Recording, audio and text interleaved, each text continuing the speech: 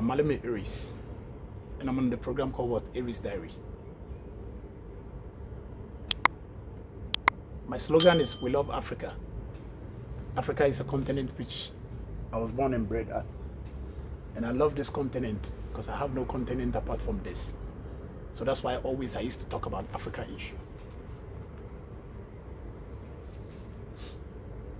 Viewers, in 14th century, the Portuguese sailed to the coast of Africa.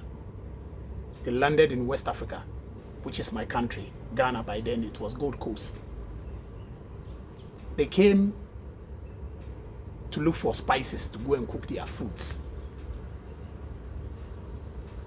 So when they came to look for the spices, they were getting the spices from Africa, then Gold Coast, my country, Ghana. And then they find out that, this land have gold.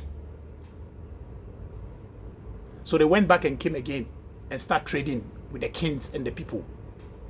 By then, trading with them, giving them textures like alcohol, wine, giving them wine, giving them mirror, and giving them trading with them with textiles of clothes and canned food. And they were trading, they were taking the gold away. They trade the gold, they were taking the gold for this cheaper way. Till they came and realized that, these people are built and strong. So they went back and came again, you understand me, and built a castle, which is a fort. Castles in Ghana. No wonder why Ghana is the only African country we have the lot of castles, slave castles in Africa. We have over 100 slave castles.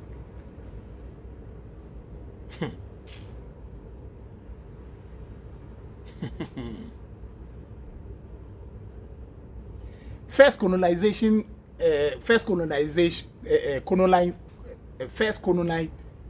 thing castle was built in Ghana, Elmina Castle. Yes, because they were having an agenda. So this time, the Portuguese were there, the British too came, France came, and so forth and so on. German came, and they start now enslaving our great-grandfathers.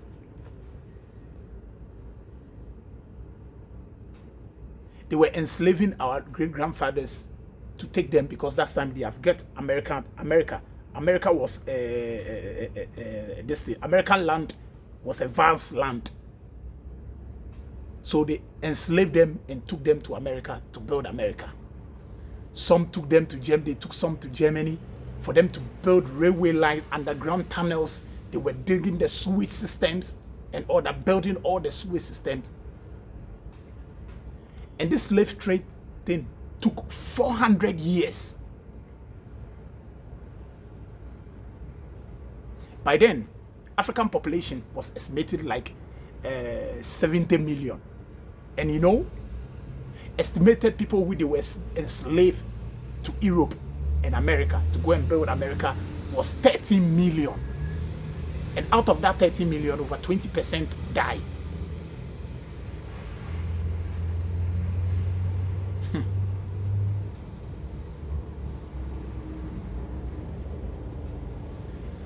Isn't it pathetic? In 1833, when British abolished the slave trade, some of the slaves were dumped in these islands, Caribbean islands, non-filtered lands where they can survive. They live them there.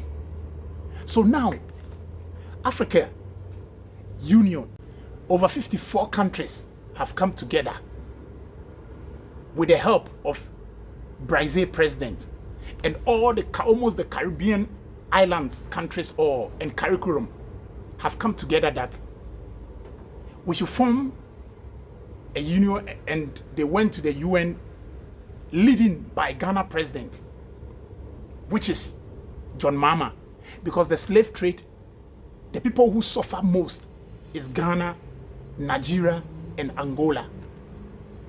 Because President Mahama is the one, Ghana president is the one who initiate this. So just this 25th March, they went to UN Destin to present their case that the world should accept that slave trade is a crime against what? Humanity.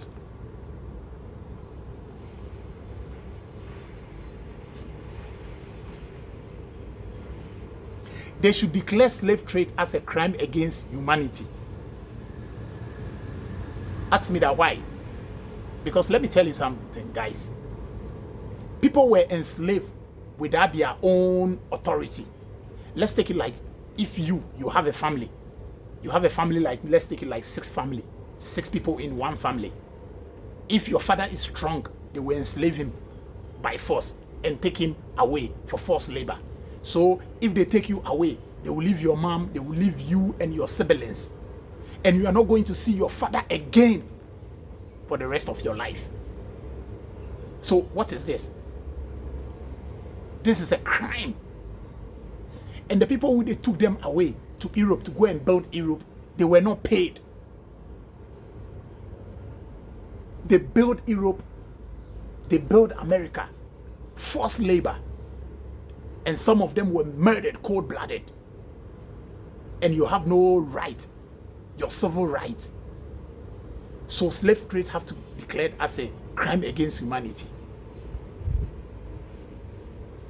Family were torn apart. Although, you know, let me tell you, some of the Africans benefit out of slave trade, some of the kings, because some of the kings were selling their people to the Europeans. But who forced them? Who initiated that? You understand me? So it's supposed to be declared as a crime against humanity. Now, the European countries are saying that no, we can't declare it as a crime against humanity, because in Africa, some people, the empires, some of the empires, they crash and they fight. The Songhai Empire and the Mali Empire, when they fight and they conquer you, they capture some of the people and take them as slaves. But that one, I classify it as a kingdom clash. It's a kingdom clash. Let's take it like Alexander the Great. Alexander the Great conquered the Romans. He conquered the Persians. You understand me? He conquered a lot of empire and took them. Were they slaves? It was a kingdom clash. So I don't classify that one as a slave. But this one, I don't classify that one as a slave trade. But this one is a forced labor. You force us, and you turn our families apart. So this one is different. Look here, what Hitler did against the Jews is declared, and UN have accepted that it's a crime against humanity. You understand me? If Biafra war, you take it like it's a crime against humanity, and you declare a Rwanda genocide as a crime against humanity, and UN, you can see. So what is stopping you for you to declare slave trade as a crime against humanity? That's what my president is fighting for. Transatlantic slave trade.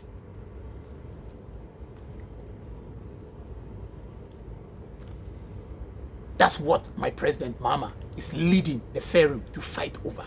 Look, now some Africans have gained it's in parliament in UK. Some of them are in parliament in Belgium. Some of them are in parliament all over. Even them, they are fighting for it.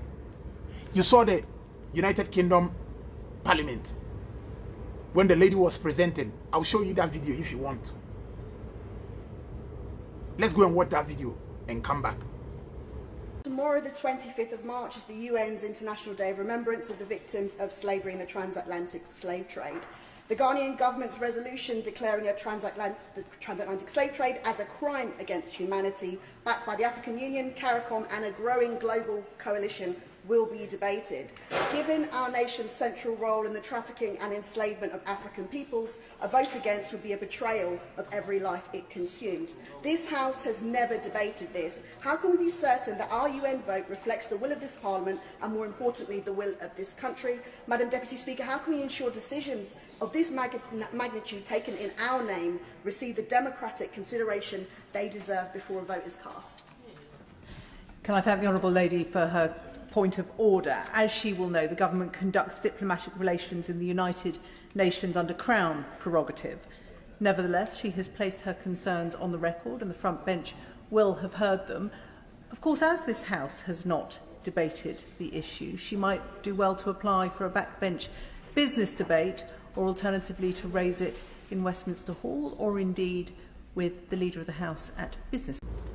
Viewers, you saw it. They are all fighting for it. The Caribbean islands, all of them have come together. And CARICOM, Brazilian president have joined it because the slave trade took place a lot in they took a lot of people to Brazil. You saw the United Kingdom Parliament. What is going on?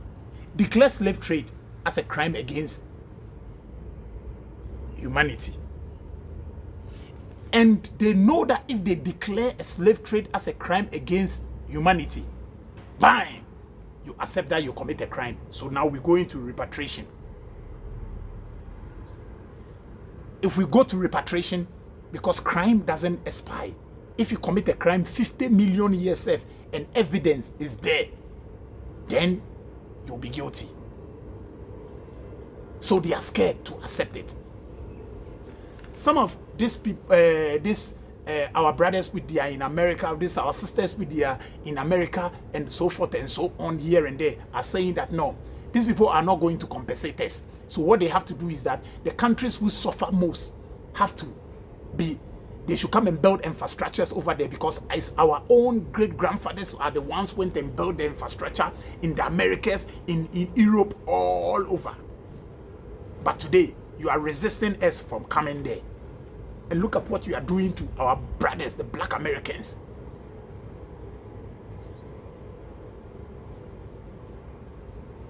Look at what happened to George Floyd. Look at police brutality. We, our great-grandfathers, built this. Even the White House, our great-grandfathers are the one who built the White House. And you sit there and you determine how we blacks can move.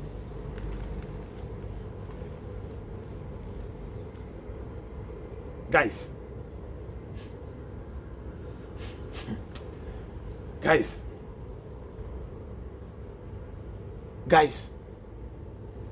this is bad. So if you are telling me that kingdoms rise against kingdoms and it's this thing, and some people in Africa, some people when Mali Empire conquer other this thing, then people go on and enslave. Look here, let me tell you something. What happened in America was a partial discrimination. Partial discrimination, resisting people from even sitting in, going to school, for resisting people, for not even sitting in the bus, for resisting people. Always black people have to stand in the bus. That one is called partial discrimination. You understand me? So our great-grandfathers fought a lot, suffered a lot. So what we demanded, that declare slave trade as a crime against humanity. That's what we're asking from you guys. Our forefathers suffer a lot. Why should Africa go into these pains? I came here the other time and I always do programs here and there and I talk about it. Slave trade, what has done to us. It has cost Africa a lot. And one thing is that the strong people who they were taken from Africa to go and build in Europe, our strong people all were enslaved. That's why Africa was not today. Africa is looking like a jungle. Africa was not built well. So even all this, you own us a lot. Forced labor. Today, they say there's a modern slavery going on. We still live here, we ourselves to go that side and go that, or we want to go and work, and they maltreat us. But please, this is the time. Mama, we support you. All African countries are supporting, are behind with you. You understand? And you know, sometimes the painful part is that even we Africans, some of we Africans, even see we black people call us slaves. Look, in Libya, you know what they call us? Those Arabs, they call us Abed. Those North Africans, Abed, you mean slave. We suffer from even our own people. And which is bad. So declare slave trade as a crime against humanity, and we will take it from there. Mama, we bless you and we thank you, President Bama, for leading Africa, for bringing this restoration, for it to happen. Aries Diary, I will never stop this, because I always talk, we love Africa. Me and my brother Judith Liftitu, which is not with me today, when we start this thing, Mother Africa is in tears. Over 8 years ago, and I've been preaching about this, the way Africans were maltreated. Sometimes people used to tell me, hey Aries, what you are doing, you are wasting your breath. Hey, this thing will not go nowhere. But now the results is coming. Our leaders are hearing us. And starting with my president, other people will join the movement. They all join the movement and they are pushing hard. Yes. I like one thing. When South Africans were in apartheid, they were singing one song, which I will always remember. For 400 years, for 16 years, for so many years, they were in apartheid. They used to sing one song, which I used to enjoy a lot. They said, freedom is coming tomorrow. Sing it for me. Freedom is coming tomorrow. South Africans were not strong. They were not able to fight the whites. But always they say freedom is coming tomorrow. And sometimes some people used to sit back and laugh at them. Where is freedom coming from? But today they are free. So believe in yourself. And have faith in you. When I start preaching about this thing, Mother Africa is in tears. Africa have to be compensated. Africa have to be recognized. The slave trade have to be recognized. People were saying that it's not going nowhere. But I didn't stop and I keep on pushing hard. Today, we are getting there. Freedom is coming tomorrow. Rise, Africa. What you did to us is a crime against humanity. Guys, thank you very much for tuning in to Aries Diary. It's me, Malome Aries. Today I'm podcasting in a warehouse, which I used to do sometimes. I know you join me and let's fight for this to happen. And now, Mama have declared 25th March, every year 25th March, as a slavery unity of day for we to be celebrated all over the continent. And our brothers in the Caribbean islands too. Jamaica, Antigua, Dominican Republic, Bermuda Island, Guyana, Trinidad and Tobago, so forth and so on. And we know if we fight for this and this thing stand, I know the Mexican, the South Americans too will wake up that too, their land too was taken. But you know, that's them, you know. Yes, it's true. We salute you, President of Brazil. We salute you, President Mama. We salute you, the CARICOM, for supporting us. And all Africans all over Europe, we are supporting this movement. We thank you for helping us. All African leaders. I always hate your back, and I can see that now. You wise up now and let it be. This is how I wrap it up. The program is called Aries Diary with me, Malome Aries, and I'm podcasting live. Hello. Thank you for tuning in. Make sure that you subscribe and like and share. Thank you.